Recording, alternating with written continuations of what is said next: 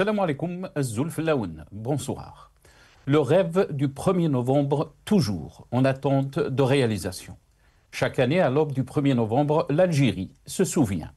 Le fracas des armes de 1954, l'espoir d'un peuple qui se lève, la promesse d'un État libre et juste. Autant de symboles gravés dans la mémoire nationale. Mais 70 ans plus tard, ce rêve fondateur semble encore suspendu, inachevé, comme si l'indépendance politique n'avait pas suffi à libérer pleinement le citoyen. Le président Ahmed Tebboune a récemment affirmé que la révolution du 1er novembre demeure la boussole qui oriente l'Algérie vers la consolidation des fondamentaux de l'État national ascendant. Une formule ambitieuse, mais qui résonne parfois comme une incantation. Rappeler novembre devrait signifier raviver son esprit d'émancipation et de responsabilité collective. Non, figer la nation dans un culte commémoratif.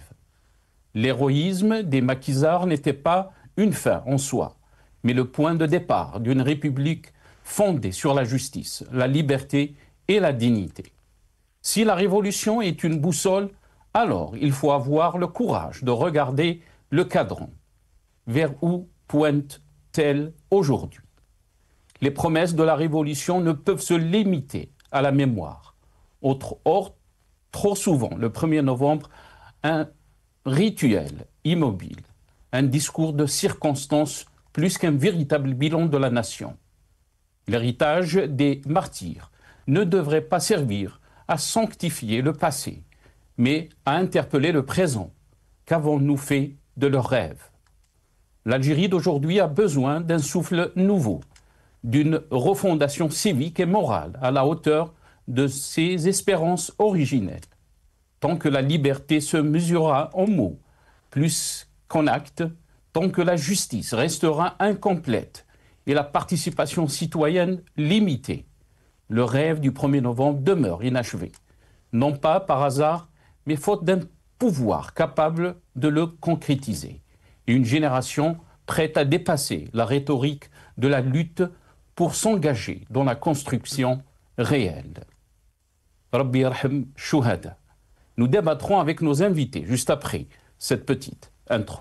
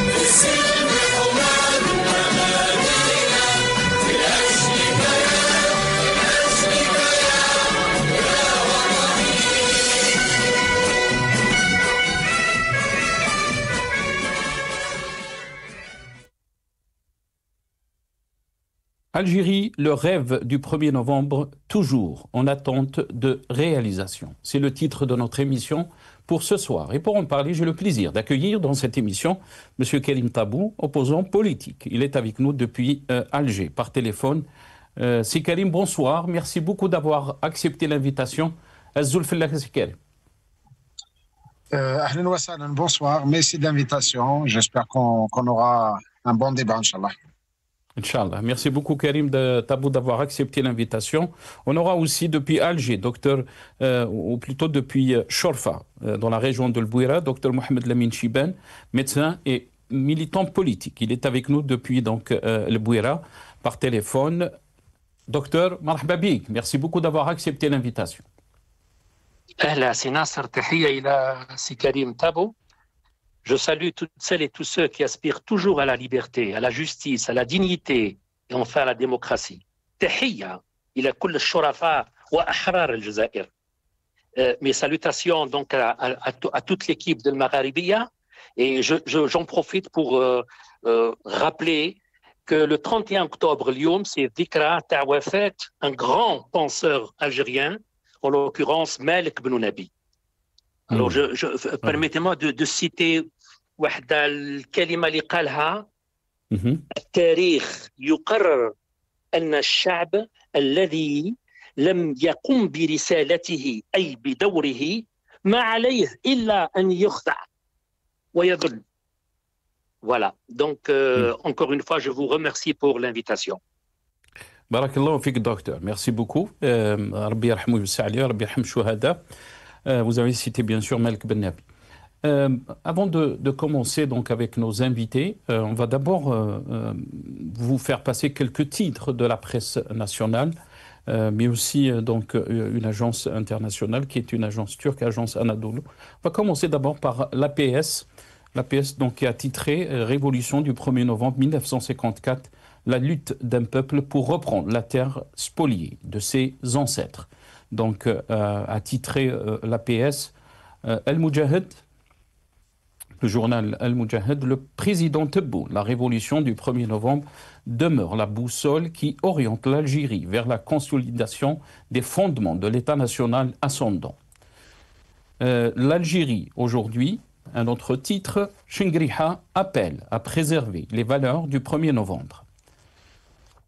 Agence Anadolu, donc une agence turque, Algérie, commémoration demain du 71e anniversaire du déclenchement de la guerre de libération du pays. Plusieurs activités sont au programme de la commémoration de cet anniversaire du déclenchement de la guerre de libération contre le colonialisme français qui a duré plus de 130 ans. Et on termine avec le Matin d'Algérie. Esprit de novembre, es-tu toujours là? Point d'interrogation. Donc, question qui a été posée par le Matin d'Algérie. Esprit de novembre, es-tu toujours là? La nuit de la Toussaint, une poignée d'Algériens ont sollicité le destin et ont bravé le danger pour lancer une révolution nationale pour libérer le pays de la longue nuit coloniale. Voilà. Et avant on va écouter d'abord le message de Abdelmajid Tebboune à l'occasion donc du 71e anniversaire depuis donc le déclenchement de la révolution nationale, donc le 1er novembre 1954. On regarde la vidéo. بعث اليوم رئيس الجمهورية سيد عبد المجيد تبون رسالة للأمة بمناسبة ذكرى 71 لثورة نوفمبر. هذا نصها: أيتها المواطنات أيها المواطنون، نخلد معا في الفاتح من نوفمبر ذكرى اليوم الذي فجر فيه الشعب الجزائري ثورة التحرير الخالدة والمباركة، وهو يوم تاريخي وفاصل بعد مقاومات شعبية ونضالات وطنية على مدار عقود طويلة قاسية ودموية عانى فيها الشعب الويلات وهو يواجه استعمارا استيطانيا ويتصدى لأطماعه وعدوانه الآثم، رافضا بما أتيح له من أشكال المقاومة اغتصاب أرضه وتدنيس تاريخه وتشويه هويته. لقد عبرت المقاومة في مراحلها المتعاقبة عن تمسك الشعب الجزائري بالأرض والتاريخ والهوية الجزائرية المتجذرة طيلة الحقبة الاستعمارية المشؤومة، وكانت تراكما بطوليا أفضى إلى الكفاح المسلح وحرب تحريرية شاملة بملايين الشهداء والأرامل والأيتام والمعطوبين. Voilà donc le message de Abdelmajid Tebboune. Karim Tabou, je vais commencer avec vous cette émission. Merci beaucoup d'avoir accepté l'invitation. D'abord, première impression, Karim Tabou, 71 ans après donc cette date charnière, si on peut la qualifier ainsi, dans la révolution nationale, 1er novembre 1954. Le chef de l'État, Abdelmajid Tebboune, parle présenté comme la boussole historique de l'Algérie, donc la révolution du 1er novembre. Qu'est-ce que vous en pensez de ce message mais aussi votre aperçu par rapport donc à cette date historique. Merci. D'abord, lorsqu'on évoque une date aussi symbolique que le 1er novembre, nous ne pouvons que nous incliner devant la mémoire de tous les chouhadas, de toutes les personnes qui ont sacrifié leur vie pour notre indépendance, pour notre chère patrie. Bien que mélanger un tel moment d'émotion avec les articles de Moudjahid et de l'APS et le discours du chef de l'État, c'est vraiment le grand paradoxe. Le grand paradoxe, pourquoi? Parce que, d'abord, sur le plan du discours officiel, on en a fait de ces dates des instruments de manipulation politicienne. Je ne pense pas que le pouvoir, dans sa façon de fonctionner, dans sa manière de gérer les affaires du pays, puisse dire qu'il s'inspire en quoi que ce soit de l'appel du 1er novembre ou de sa philosophie. Sa philosophie était d'abord une philosophie libératrice. C'est une philosophie fondée sur la nécessité de se sortir, de s'extraire de la domination coloniale et par conséquent restituer aux Algériens leur liberté, leurs droits, leur dignité dont ils ont été spoliés. Durant la colonisation, les Algériens n'ont pas été spoliés que de la terre, ils ont été spoliés de leur dignité, de leurs droits, de leur citoyenneté, etc. Je pense qu'une grande partie des Algériens restent encore spoliés de cela, restent spoliés de leur dignité, de leur citoyenneté, de leur liberté, parce que finalement, les promesses d'indépendance, la promesse de l'indépendance a été contrariée par l'avènement, l'arrivée d'un pouvoir qui a pratiquement repris les mêmes méthodes, les mêmes techniques, les mêmes modes de gestion que la colonisation. Et d'ailleurs, si nous essayons de voir par un effet miroir, le 1er novembre, ces promesses et notre vécu aujourd'hui. Je vais être bref. L'appel du 1er novembre a donné la promesse aux Algériens sur 3 volets, sur 3 promesses essentielles. La première promesse, c'est l'indépendance.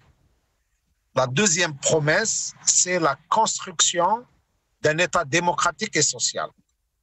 La troisième promesse, c'est la construction d'un grand Maghreb démocratique. Et si nous essayons de voir par effet miroir aujourd'hui par rapport à ces promesses, sommes-nous réellement dans une situation d'indépendance? Durant le Hirak, je pense que la majorité des Algériens sont sortis dans la rue. Un des slogans phares de Hirak, c'était « Sha'b yurid al-istiqlal ». Ça ne vient pas comme ça. Ce n'est pas le hasard qui a fait ce slogan.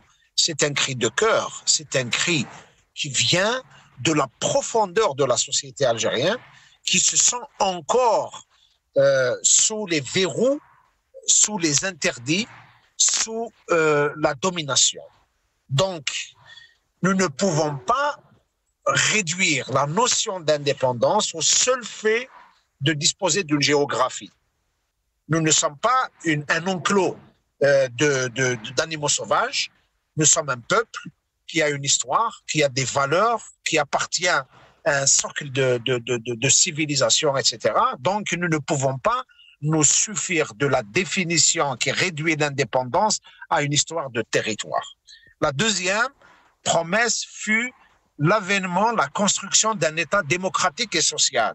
Il s'est bien défini comme étant un État, il est démocratique et il est social.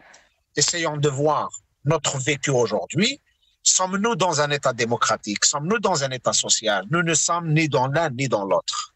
Et pire encore, c'est que la promesse de faire de cette région-là, région, c'est-à-dire incluse les autres entités, les autres régions, notamment le Maghreb dans sa globalité, il était plus ouvert, il était plus accessible, il était plus intégré pendant la Révolution qu'il l'est aujourd'hui. Bien au contraire, la promesse d'un Maghreb ouvert, démocratique, qui permettrait au peuple de la région de jouir de l'indépendance, de la liberté, eh ben, nous le voyons aujourd'hui. C'est malheureusement, et d'ailleurs la coïncidence est que aujourd'hui il y a un débat qui est posé aux Nations Unies, qui est au cœur justement de cette promesse de novembre, qui est la création d'un grand Maghreb des peuples. Aujourd'hui, malheureusement, ça se discute ailleurs, ça se décide ailleurs, alors que le 1er novembre avait donné la promesse justement que la construction d'un Maghreb démocratique du peuple soit une dynamique des peuples, une dynamique d'intégration, une dynamique de partage, parce que nous avons au fait plus qu'une histoire commune, un destin commun. Mais malheureusement aujourd'hui, lorsque nous voyons l'état de la situation des libertés, de la démocratie, de la gouvernance dans toute la zone maghrébine, une zone qui est la dernière dans le monde, qui est l'une des rares zones à ne pas être intégrée, à connaître ces conflits, à connaître ces séparations, ces murs, ces frontières qui séparent les uns des autres.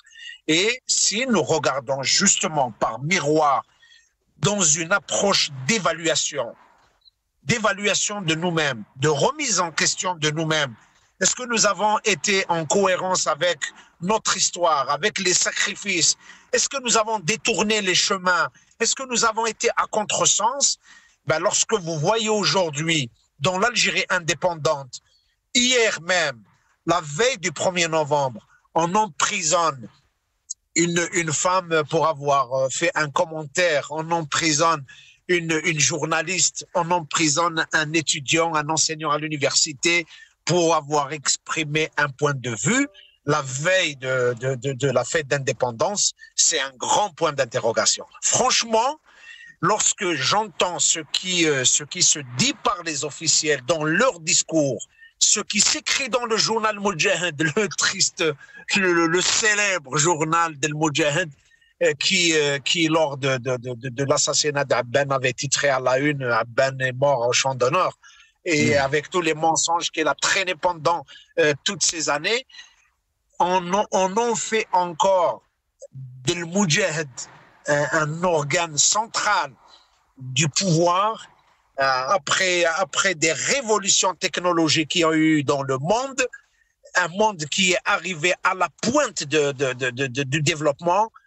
Nous regardons tristement notre histoire avec les outils qui ont été les outils de domination. Le Moudjahid qui a toujours été le journal du pouvoir par lequel il a fait l'apologie du mensonge, l'apologie de la propagande, de la manipulation. Il est encore là, le pouvoir est toujours là, et les mêmes méthodes, les mêmes pratiques. Donc, lorsque j'évalue personnellement l'indépendance par rapport à mon vécu personnel, je suis interdit de parole. Heureusement qu'il y a Qanat el-Magharibi qui nous donne cette possibilité. Lorsque je vois les jeunes Algériens qui rêvent de partir, de quitter ce pays et d'aller ailleurs, lorsque je vois les symboles de l'État algérien comme le dinar qui est arrivé à ses plus faibles taux et qui est devenu pratiquement une monnaie insignifiante, lorsque je vois l'économie qui continue de vivre du pompage de pétrole, lorsque je vois l'université algérienne qui croule sous les crises multiformes, lorsque je vois dans tous les domaines de la vie un pays qui aurait pu être au devant de la scène politique, économique, de la scène internationale, un pays qui aurait mis à profit son potentiel humain, son potentiel naturel, il est à la traîne, il est isolé, il regarde le monde d'une petite fenêtre. L'histoire est en train de s'écrire, l'histoire est en train de se faire, et l'Algérie fait partie de ces jouets de l'histoire, à défaut d'être un acteur de l'histoire. Très bien. Reste avec nous, Karim Tabou. Docteur Mohamed Lamine Chibane, est-ce que vous partagez ce constat de Karim Tabou? Est-ce que vous pensez aussi que l'État actuel reflète-t-il les valeurs pour lesquelles les révolutionnaires se sont battus? Avant de vous donner la parole, on va écouter d'Abouraïd Ahmed. Qu'est-ce qu'il avait déclaré donc, concernant donc, l'indépendance de notre pays.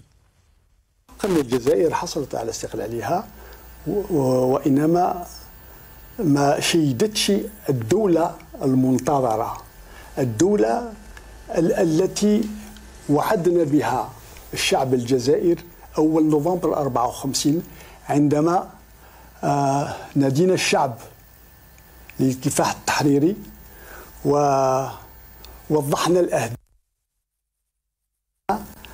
ألا وهي تأسيس جمهورية ديمقراطية اجتماعية في إطار احترام مبادئ الإسلام.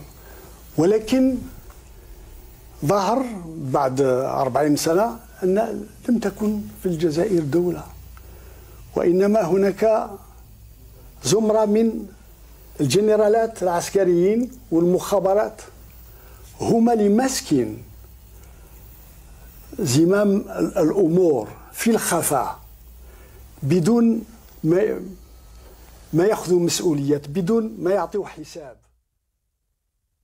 Voilà, et Ahmed Rabbi Rahmou. Karim Tabou aussi donc, avait rappelé le slogan phare aussi du Hirak, Al-Istiqlal, Al-Istiqlal. Beaucoup donc s'est posé la question comment donc qu'est-ce que ça veut dire Al-Istiqlal alors que l'Algérie est indépendante depuis 60. On écoute donc le slogan pendant le Hirak.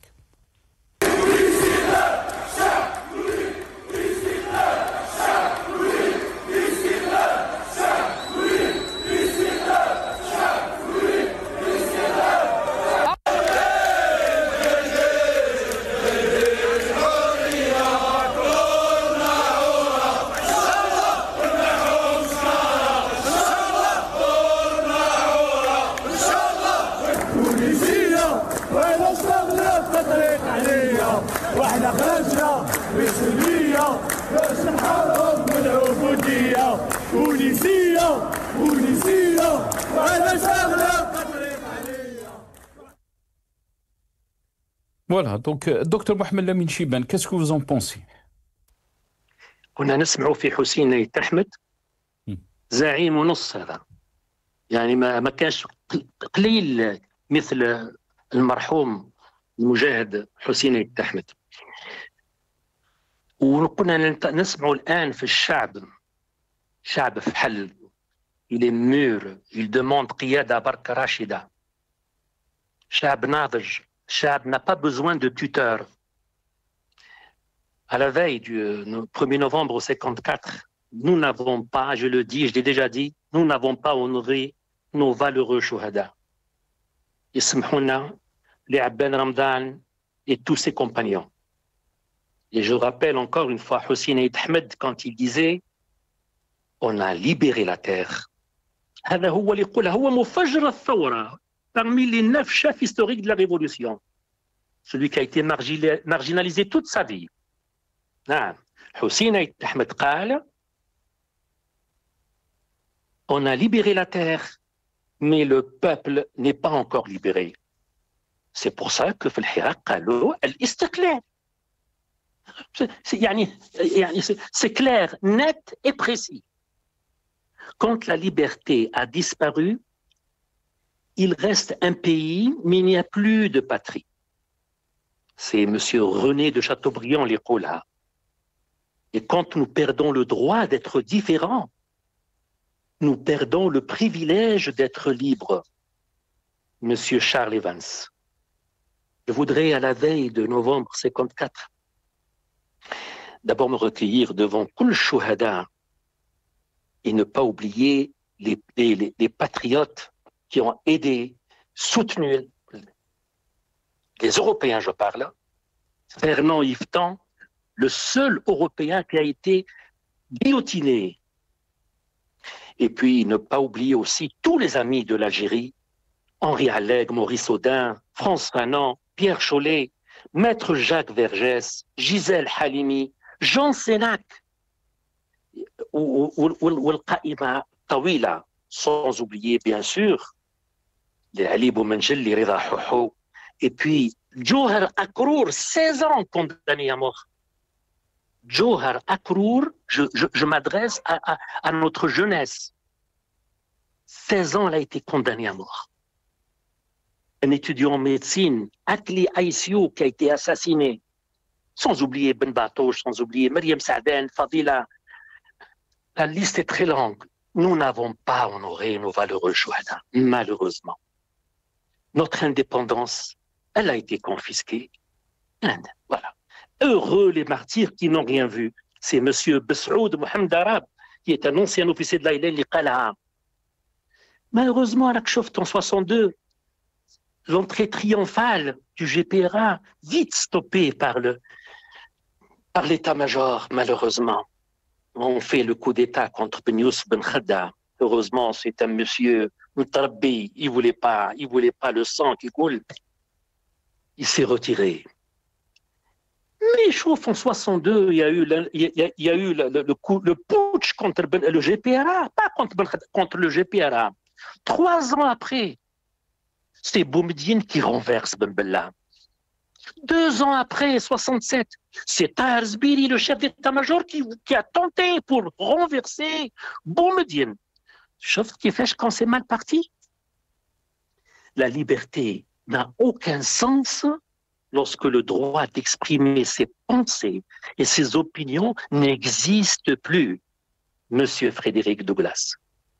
Alors, cette entrée triomphale du GPRA, il y a leur tête, Ben Youssef Ben Khadda, كون خلاو الحكومة المؤقتة اللي فيها l'élite, la crème. Voilà, c'était le début des liquidations physiques. 67, c'était Bourdief, c'était plutôt Khidr. 70, le lion des Jebel. On va à Francfort pour l'étrangler. Karim Belkacem, le vice-président du GPRA, qui a rejoint le maquis des années 40, qui a conclu les accords d'Évian, mais malheureusement, ce pouvoir totalitaire, il ne voulait pas de cette opposition. Il ne voulait pas. للأسف la haine, c'est quoi? Et le régime, il a fait rater au pays l'opportunité historique d'un changement démocratique et pacifique. Cette jeunesse, malgré justement cette jeunesse qui est assoiffée de liberté, malheureusement, alors et alors au péril de leur vie, ils traversent la mer Méditerranée. Cette jeunesse, c'est plus grave encore. Un sénateur, وما أدراك ما السيناتور حراد هرب وزاد il pose plainte auprès de l'Union interparlementaire. C'est malheureux pour un pays, 2e exportateur mondial en GNL, 10e réserve mondiale. L'Algérie, elle a été classée 2e position des nationalités et ont demandé un nombre très élevé de visas Schengen. Le peuple, للأسف فراه متعطش للحرية، متعطش للديمقراطية. ننتظر إلى متى ربي هو اللي عالم. Le système n'a pas encore compris la profondeur du soulèvement de cette jeunesse. Il ferme l'œil. Et tu vois que nous avons 299 mineurs. مش 7 برك mineurs. اللي راهم حابين نجيبوهم. 299 mineurs se trouvent en Espagne. Récemment, mais il y a 4 jours, 6 mineurs خرجوا. Juste cette année, on parle de 8000 حراقة. يعني لو ما كانش le Centre international pour l'identification des migrants disparus, et je remercie à l'occasion Francisco José Clementi. هذا واش انا نسمعوا ليه؟ أين الصحافة الحرة اللي راهي تمص في المال تاع الشعب اترافيغ لا نت اللي راهي راكده على دي مليار ما رجعتهمش للدولة. Très bien. Voilà. Reste avec nous, docteur. Docteur Mohamed Lamine Chibane. Je reviens à vous, Karim Tab. D'abord, on va écouter dans ce passage une vidéo de Abbassi Madani, Cheikh Abbassi Madani, qui avait donc fait une vidéo concernant donc le peuple. On l'écoute. شبابنا إن كنا قد بحمد الله حررنا الوطن آن أوانك لكي تحرر شعبك لكي تساعد شعبك ليحرر ما بقي من المقدرات ومن الإمكانات. ينبغي أن تتعاون في هذا الصدد لتحقق الآمال وتجعل حدا لهذه الآلام. هكذا ينبغي أن تكون يا شعبنا. الحمد لله ونحن في انتظارك والعالم كله ينتظرك. اللهم أسألك أن تحفظ شعبنا وشعوبنا كلها، خاصة هذه الشعوب التي هبت تغير وتتخلص من أعدائها والماضي البئيس. السلام عليكم ورحمة الله وبركاته. Voilà, Cheikh Abbassi Madani, on va écouter dans ce passage aussi Abdelhamid Mehri parler de l'indépendance. Abdelhamid Mehri, Rabbi yarham.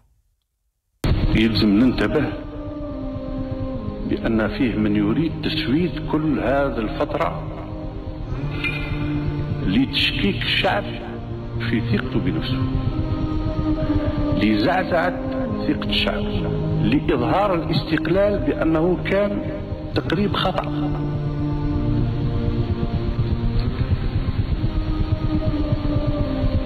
لجعل الأجيال التي لم تعرف نقطة الانطلاق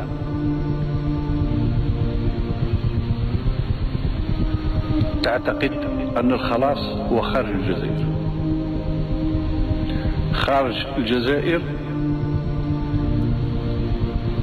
حضارة وتوجها واقتصادا وهكذا. Abdelhamid Mehri, Rabbi yarham. Karim Tabou, comment peut-on qualifier la situation que vit notre pays 71 ans après?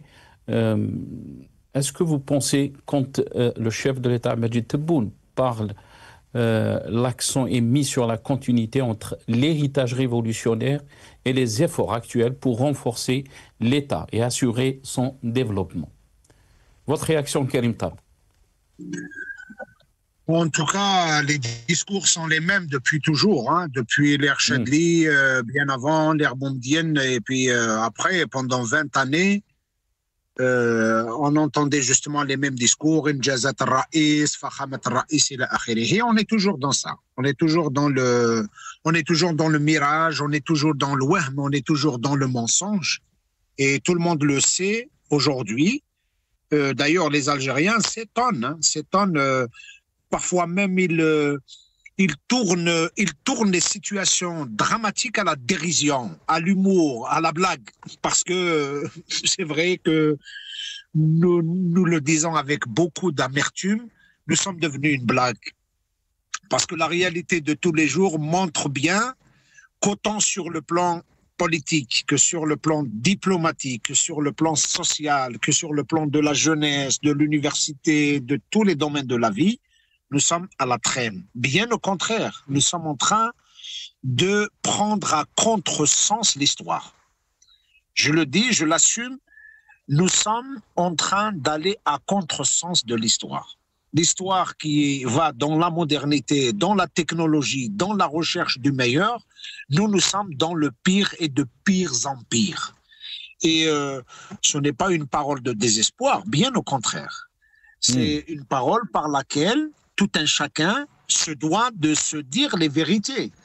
Lorsque vous voyez l'état de la situation politique du pays, le niveau que nous avons atteint dans nos discussions, dans nos débats, dans le discours officiel particulièrement, lorsque vous voyez la façon dont se traitent les affaires du pays à tous les niveaux, et notamment au niveau des hautes instances du pays, vous prenez la mesure des dégâts et de la crise.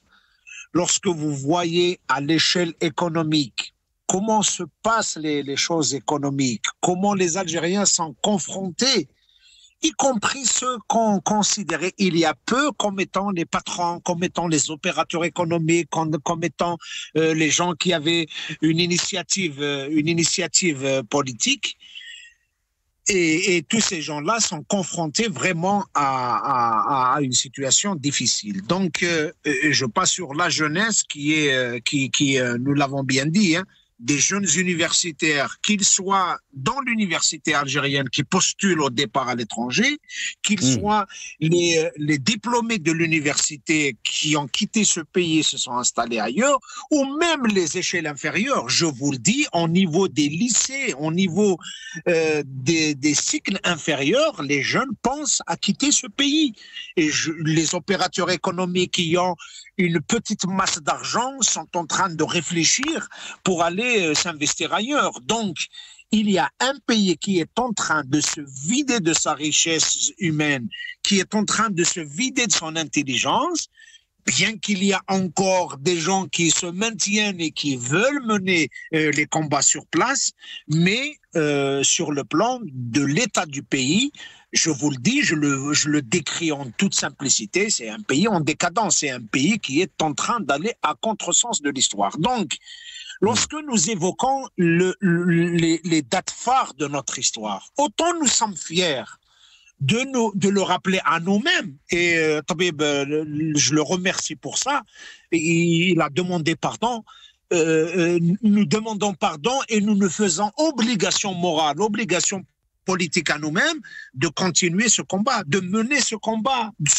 de libération, ce combat par lequel nous avons aujourd'hui la responsabilité politique, historique de restituer aux Algériens leur droit à l'autodétermination. Au fait, le mot qui convient le plus à cette situation, l'Algérien n'a pas encore acquis son droit à l'autodétermination. Nous ne sommes pas autodéterminés sur le plan politique, nous ne sommes pas autodéterminés sur le plan économique, nous ne sommes pas autodéterminés sur le plan social. Et donc, c'est toute une révision que nous devons faire sur nous-mêmes quant à la nature du pouvoir. Quant à la nature de la gouvernance, il est tout le contraire de l'indépendance. Il est vraiment tout le contraire de l'indépendance. Et depuis 62, succession de coups d'État, succession de logiques violentes qui se sont imposées contre la volonté du peuple. Et au fait, le peuple algérien n'a pas connu d'indépendance. Il ne sait pas c'est quoi parce que de domination à domination, de violence en violence.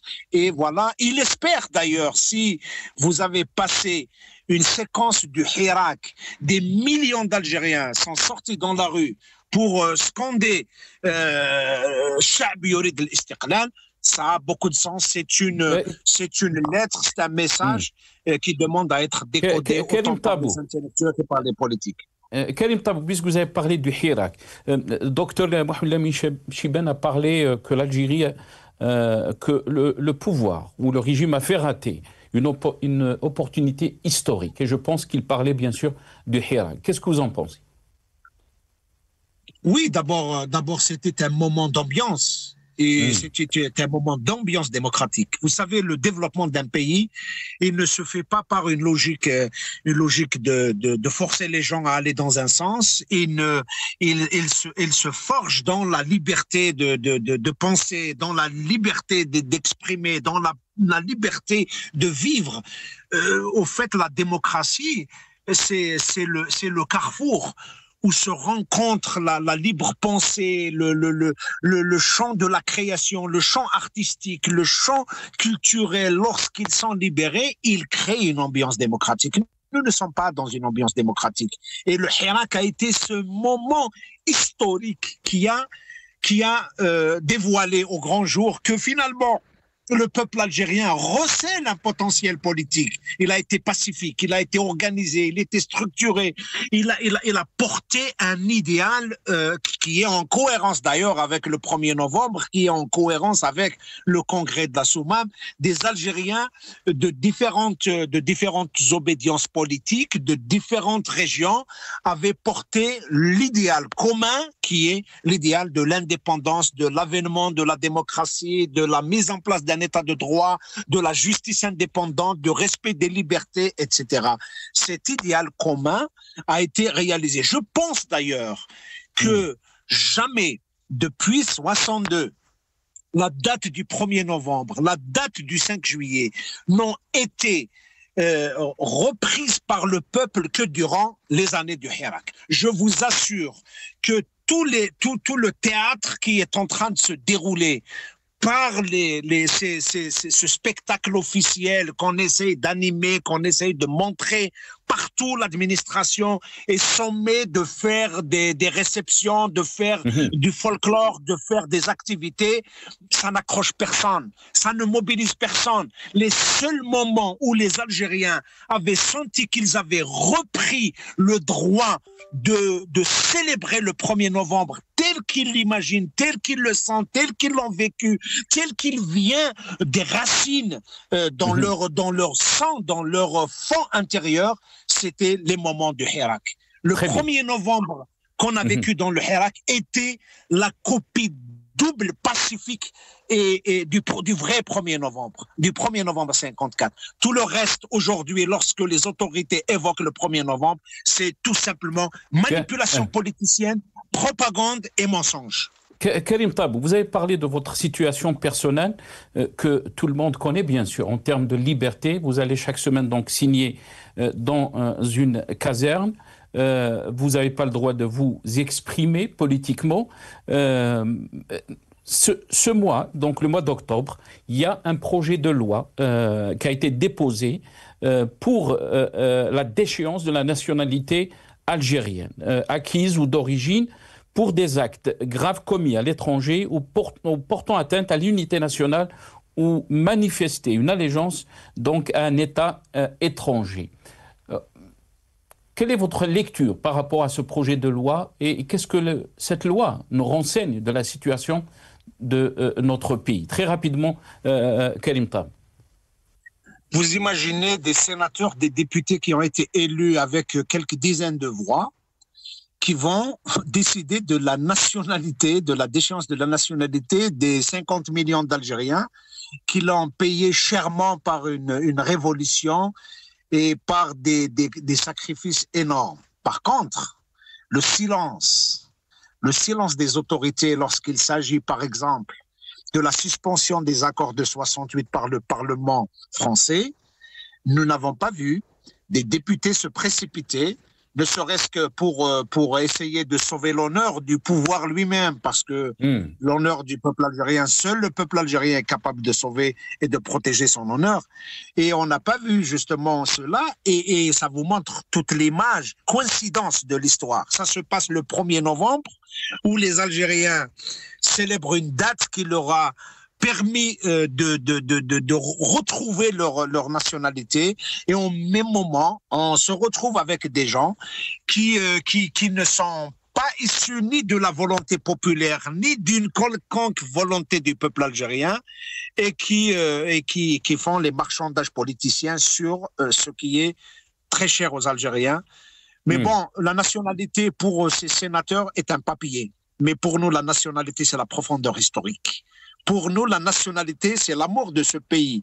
Pour nous, la nationalité, c'est les combats que nous avons menés et que nos ancêtres, ceux qui nous avaient précédés avaient menés. Pour nous, l'indépendance, c'est ce socle de la nationalité, c'est ce socle de valeurs, parce que nous sommes éduqués. Certains pensent que la nationalité est un papier qui se délivre dans une administration. Ils se trompent. La nationalité, c'est justement cet enracinement dans nos valeurs ancestrales pour lesquelles des hommes et des femmes avaient consenti des sacrifices énormes. Mais vous savez, lorsque vous lisez sur la notice des médicaments, on vous promet, je parle sous le contrôle d'un médecin, que je salue d'ailleurs, on vous met à chaque fois ne pas laisser ces médicaments à la portée des enfants. Et il s'applique également à ces sénateurs il n'est pas possible de laisser ce pays à la portée de ses enfants parce que sinon ils vont faire des dégâts. Karim, très rapidement, Karim, je dois donner la parole à la fin donc pour Dr Mohamed Lamine Chibane. Je sais que c'est une question peut-être peut-être qu'il faut le plus de temps. Que faudrait-il changer pour vous, Karim Tabou, pour que l'Algérie réalise enfin le rêve du 1er novembre? Très rapidement, Karim Tabou. Tout simplement, je pense que nous avons un travail énorme à faire de pédagogie politique, de conscientisation, de mobilisation des esprits. Sinon, tout le reste, c'est des combats. Le combat demande des sacrifices et notre combat, il est pacifique. Il est enraciné dans nos valeurs, dans la dimension nationale. Et nous avons conscience que l'avènement de la démocratie demande des combats, demande des sacrifices. Donc, nous avons vraiment conscience de ce qui nous attend comme responsabilité politique et historique, autant vis-à-vis de nous-mêmes que vis-à-vis de nos enfants. Très bien. Donc, pour vous, Karim Tabou, le combat continue. Docteur Mohamed Lamine Chibane, vous avez entendu Karim Tabou. Qu'est-ce que vous en pensez? Docteur Mohamed Lamine Chibane, je vous laisse le mot de la fin. Merci. J'adhère totalement à ce que vient de dire notre ami Karim Tabou. Je voudrais rappeler ce que disait Saint Augustin. Les royaumes sans la justice ne sont que des entreprises de brigandage. Et je voudrais rappeler que nous ne pouvons pas construire notre pays, nous sommes à l'aube de 2026, en empêchant les Algériens de s'exprimer librement. Laissez les sages parler, ne pas noyer, ne pas les étouffer. Laissez les partis d'opposition s'exprimer. Arrêtez de les marginaliser, de les harceler. Et ils sont perçus comme des potentiels fauteurs de troubles. La force d'un État se mesure dans son opposition, justement. شوف فرنسا كيفاش ساركوزي الداسوارد من عند القذافي موش الداسوارد تاع فرانسيس الداسوارد تاع العرب وحكموا عليه ب5 سنين حبس احنا اللي داو هنا صواردنا وينهم. La force d'un État se mesure dans son opposition, comme j'ai dit, dans son pluralisme syndical et la liberté de ses médias. Laissez le peuple s'exprimer librement. Je demande à Monsieur le Président, à la veille du novembre 54, libérez tout le monde, libérez tous les détenus. هادو اللي عندهم لي ISTN هادو اللي راهم ساكن كيما كريم تابو كل سمانه يروح يستيني على Vous avez une chance historique, la veille de novembre 54. Pour commémorer justement cette révolution, de libérer tout le monde. Et ne dites pas tolérer la dictature ou c'est le désordre. Non, il n'y aura pas de désordre, comme l'a si bien dit c'est Karim Tabou. Comme شفتوا الحراك, pas un verre cassé. Chabra ou nadj. Les décideurs doivent comprendre qu'il faut s'ouvrir à la population, libérer la justice, les médias, rompre avec le clientélisme. comme هاد الأحزاب هادو المطبلين هادو ne cherchent que leur intérêt. Je termine par ce que disait Albert Camus. Le but de la vie, c'est de mourir en restant vivant. Shukran encore une fois, Si Nasr. Barakallahu fik. Docteur Mohamed Lamine Chibane, merci beaucoup. On est arrivé à la fin de cette émission avec ces belles paroles de Docteur Mohamed Lamine Chibane. Je remercie mes invités. Docteur Mohamed Lamine Chibane, médecin et militant politique. Vous étiez avec nous depuis Chorfa, dans le bureau par téléphone. Merci beaucoup aussi à Karim Tabou, opposant politique. Il était avec nous depuis Alger par téléphone. Merci, c'est Karim. On est arrivé donc à la fin de cette émission. Merci beaucoup d'avoir suivi cette émission. Rabbi yarham shuhada.